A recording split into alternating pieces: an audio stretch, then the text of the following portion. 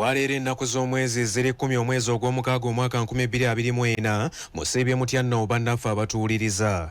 Amawulire gaagano mu Luganda okuva wano ku 103.3 Radio 4 ensunsuzi ne 100.7 Radio 7 eiraka ly'abayigikulu ba Kabalega e Masinde. Nze Kagogo Efrogensi Peterson okugabasomera. Eyo bannakibiina kya NUP baguddewo ettendekero ly'abakulembeze okubangula bannakibiina ne bannayuganda okutwaliza awamu mu nsonga z'ebyobufuzi ate n'ensonga endala.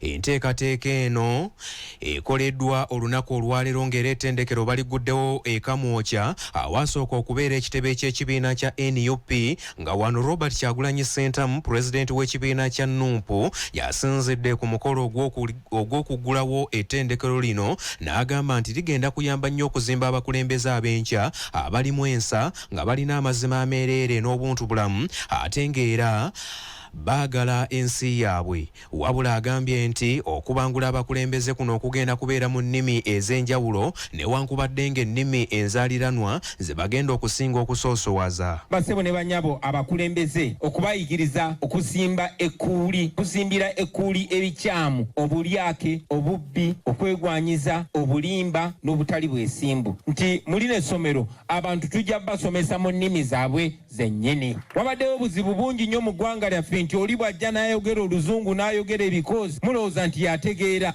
Eyo endowooza tulina ogikyusa. Oluzungu tekitegeeza magezi.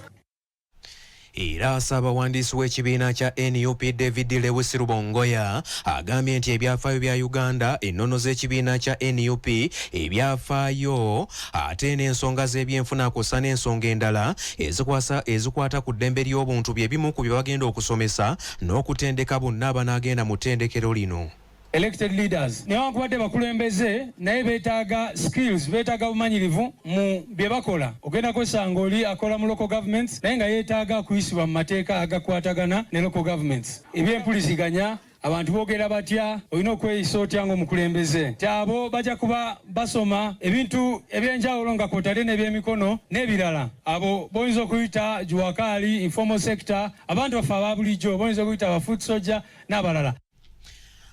Akulira oludda olwabula gavumenti mu Paalamenti ya Uganda Joel Ossenyonyi kw'ossa n'abakulembeze abalala bagambye nti kino kigenda kubayamba nnyo okufuna abakulembeze abalimu ensa era abanaalwanirira ebikolwa eby'obulyake n'obukenuzi ebifumbekedde mu ggwanga lyattu Uganda. Osigala otya ku mulamwa bwe bakutega akamasu akasente y'omusolo okabuukamu otya? Ye abaffe bw'oba okoze ensobi ogitereeza otya mu kifo ky'okwekangabiriza n'olemerako? Buli munnankyukakyuka yenna eno ekyankwazi yaffe mujje tufune okubangulwa amagezi muliro. Basomero gye twasomera yonna batusomesa eby'Abafaransa, eby'Abajamani, eby'Abazungu. Ababbi bawano ne babakweka katugera kutegeera ne ebizibu ebiri wano ewaffe.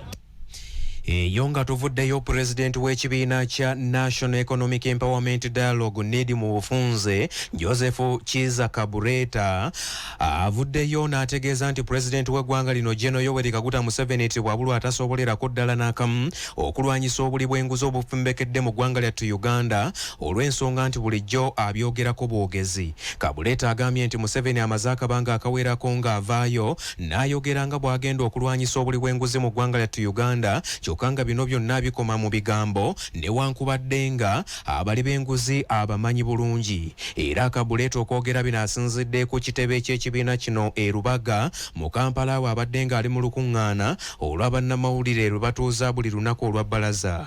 Kubanga abantu betwayita abazira abajja wano ne tubaniriza nga abazira ne tubakubira emirere bebafuusa abavanduzi oba kati betulina okulwanyisa katwetaaga abazira abalala okujja okulwanyisa bano abajja ne tulowooza nti bazira kati abazira abo bebajja tutaasa akati ng'akyaliwo bano bonna public service parliament bonna bajja kubeerawo naye kati bw'okuba omusumba w'abali b'enguzi bano abalala bonna bajja kusaasaana kati ffe tetugenda kumalira budde mu bano mu ndiga tugenda kugenda eri ddala ku musumba bwe tugenda okutandikirako bwe tunaabakyusa omusumba ojja kulaba abali b'enguzi wano bonna bwe banaasaasaana. Era n'agasseeko n'agamba nti bwe kibanga ddala Pulezidenti Museveni kituufu ali mu lutalo olw'okulwanyisa obuli bw'enguzi obweyongedde mu ggwanga, yandibadde ng'asookera ku kutema ku nsimbi eziteekebwa mu maka g'obwa pulezidenti nga bwe kiri mu ggwanga erya Kenya. Ne kati NRM yabalekera corruption nabaga mu benga bwe mwagala tijja bakwatako. Of course bwe kiba nti waliwo abamawulire abavuddeyo ne bakiteekako essira corruption eyitiridde kati ye kyakola ng'ateekawo ekiwuddisa awo babayise ku poliisi bakoze eki olubala nga kiggweerawo. Bizinesi zonna zifudde, abantu capital gwe baali balina omungi yagenda akendeera naddala wano mu biseera bya covid ganola nti private sector bano abawi b'omusolo bonna banafu naye ng'ate public sector bano aba gavumenti abali emisolo gy'abantu ganga bageze omukyala ng'akoma eri. Eyo nga tuvuddeyo omusawo ow'ekinnansi Magombe John wa myaka 50 mutuuze ow'e Kazinga Masajja Kibira B mu ggombolola y'e Makindye Ssaabagaba asindikiddwa mu nkomyo y'ebaka y'emyaka 7 oluvannyuma olw'okusingisibwa omusango gw'okusangibwa n'obuwanga obw'abantu 3 awamu n'omusaayi. Magombe John yakwatibwa ng'ennaku z'omwezi 3 omwezi ogwokubiri mu mwaka ogwa 2023 oluvannyuma ebyokwerinda okutemezebwako nti omusamizi ono yali alina ebintu bino mu ssabo lye. Era okuva olwo Magombe abadde kwa limanda gye yavudde n'asaba omulamuzi amuwa ekibonerezo ekisaamusaamu era nakkiriza nti obuwanga buno n'omusaayi ebyamukwatibwa nabyo yali abiguze ku musawo munne okubikozesa mu mirimu gye egy'obusawuzi. Wabula omulamuzi Margaret Mutonyi agambye nti abasawo ab'ekinnansi bano bakkiririza mu kusawula nga bakozesa ebitundu by'abantu basaanye okukwatibwako n'omukono ogw'ekyuma era nti bano be beenyigira mu bikolwa by'okusaddaaka abantu ssaako n'okulinnyirira eddembe ly'abafu. Era omulamuzi alagidde Magombe John okwebaka mu nkomyo emyaka 5 n'emyezi 8 kw'ossa n'ennaku 4 olw'okuba nti kwa limanda amazeeyo ebbanga erisukka mu mwaka omulamba.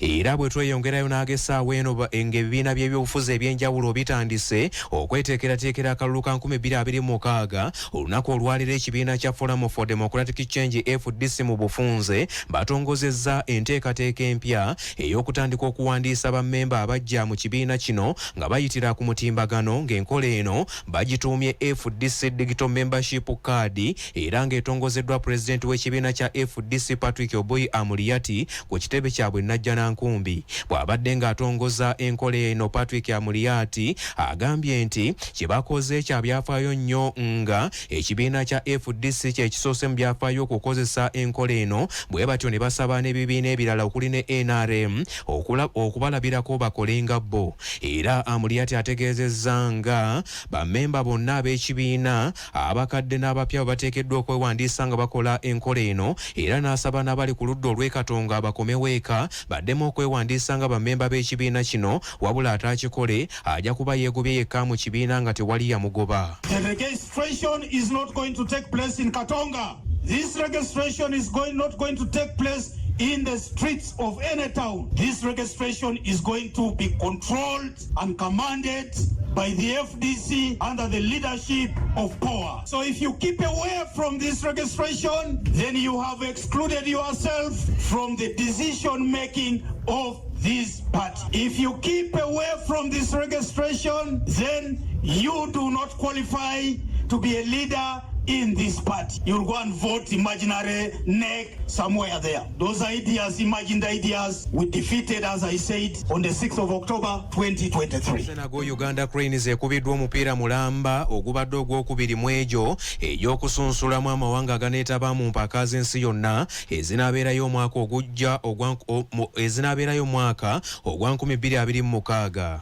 Era Uganda ekubiddwa eggwanga erya Algeria mu kisaawe e Namboole eggolo zibadde 2-1 newankubadde nga Uganda Cranes yasoose okuteeba mu kitundu ky'omuzannyo ekisooka. Era nga bagamba nti bulijjo omukyala yasooka okuloza ku nva ne Uganda Cranes bwetyo temazeeko omupiira guno nga bagigukubye goolo 2-1. Mu kiseera kino Algeria yeekulembedde ekibinja Uganda mweri n'obubonero 9 bulambirira olwo ne ttiimu endala nazo ne zigoberera. eyo nga tuvuddeyo abaka ba paalamenti abavaayo n'ekiteeso eky'okugyamu bakamishona obwesige kaakano batuula bufoofofo n'okusagaasagana ng'akabiriiti akatooleko era nga bagamba nti babaka bannaabwe baganye okuwaayo emikono gyabwe okutuukiriza kino eky'okugyamu bakamishona obwesige. Mu bbanga lya ssabbiiti ezikunukkiriza mu 3 abaka ba paalamenti bano bakuŋŋaanyizaako emikono 145 gyokka era nga bano beetaaga emikono emirala 31 okusobola okutuukiriza kye baatandika eky'okugyamu bakamishona obwesige ng'amateeka bwe gagamba. Era mu lukuŋŋaana lw'abamawulire batuuzizza olunaku olwaleero ku paalamenti abaka bano nga bakulembeddwamu omubaka w'Erwemiyaga Theodore Ssekikubo bategeezezza nti bakiikidde nnyo babaka bannaabwe ensingo olw'okugaana okuwaayo emikono egyetaagisa nga n'abamu baasisira mu mawanga ag'ebweru bali eyo bakuba bulatti ng'omusezaliraanye Rimbo era wano waasinzidde n'ategeeza nti bawaliriziddwa okwongezayo enteekateeka eno okutuusa ssabbiiti ejja basobole okweza emikono gyonna gye beetaaga. Amanya 145 ababaka abasayininze ku motion eno ate ekitegeeza ku manya 177 bw'oba olina 145 ekitegeeza oba obulayo abantu 31 ababaka 31 muli luddawa. Tulina akakiiko ka budget committee kalamba kali Dar es Salaam gye keekwese olw'ebuyisi yagikomyawo akakiiko wano ate ye mubabireeta n'okubireeta nabo bonna bonna abali etubagala bajje wano.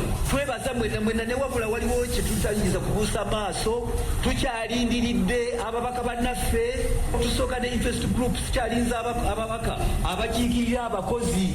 Era Ssekikubo mu kwongera okwagala okweza emikono gino atuuse n'okukoowoola bakamishona bennyini be baagala okuggyamu obwesige nti nabo baveeyo bateeke emikono ku kiwandiiko ekibagoba mu bifo bye balimu babeere ekyokulabirako eri abalala mu ggwanga lyattu Uganda abagenda maaso n'okwezibika ensimbi z'omuyiwa omusolo. And I think I would even call on the commissioners themselves who plead that they are innocent to append the signatures so that they can be exonerated in full broad daylight. I know this is the only opportunity they have, but where you have the storm engulfing parliament, where you have members of parliament being summoned left and right to the CID, this is the first time in my long tenure as a member of parliament that I'm seeing the kind of storm engulfing parliament as we are now.